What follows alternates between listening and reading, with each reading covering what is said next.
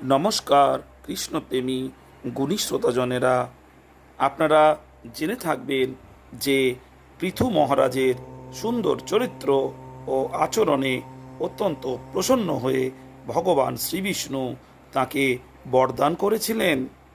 ভগবান স্পষ্টভাবে বলেছেন যে যজ্ঞ অনুষ্ঠানের দ্বারা, তপস্যার দ্বারা অথবা যোগাভ্যাসের দ্বারা কখনো তার প্রসন্নতা বিধান করা যায় না।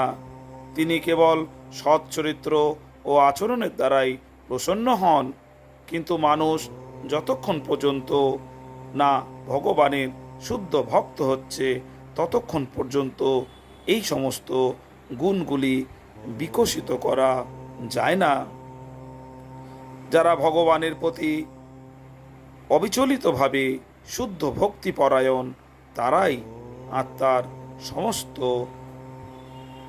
সদ্গুণগুলি বিকশিত করতে পারে। আত্মা যেহেতু ভগবানের বিভিন্ন অংশ, তাই তা ভগবানের সদ্গুণ সমন্বিত। আত্মা যখন জড়া প্রকৃতির গুণের দ্বারা কলুষিত থাকে, তখনই কেবল জড় গুণাবলীর পরিপ্রেক্ষিতে ভালো অথবা মন্দের বিচার হয়ে থাকে। কিন্তু জীব যখন সমস্ত জড় গুণের অতি চিন্ময় স্তরে অবস্থিত হয়, তখন সমস্ত সদ্গুণগুলি তার মধ্যে বিকশিত হয়। ভগবত ভক্তের মধ্যে যে ২৬টি গুণ দেখা যায়, সেগুলি হচ্ছে: ১. কৃপালু, ২. কারোর সঙ্গে ঝগড়া না করা, ৩. পরম সত্য, ৪. সকলের প্রতি সমদর্শী, ৫. নির্দোষ, ৬. দানশীল, ৭. মৃদু, ৮. সূচি, ৯. সরল, ১০. পরোপকারী, ১১. শান্ত, ১২. কৃষ্ণের প্রতি সম্পূর্ণরূপে আসক্ত, ১৩. জড়বাসনা রহিত, ১৪.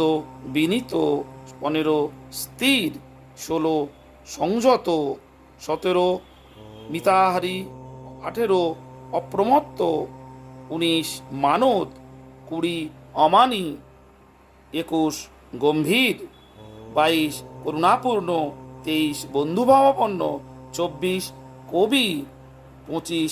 দক্ষ এবং ২৬. মৌনী। জীবের মধ্যে যখনই এই সমস্ত দিব্যগুণ বিকশিত হয়, ভগবান তার প্রতি প্রসন্ন হয়।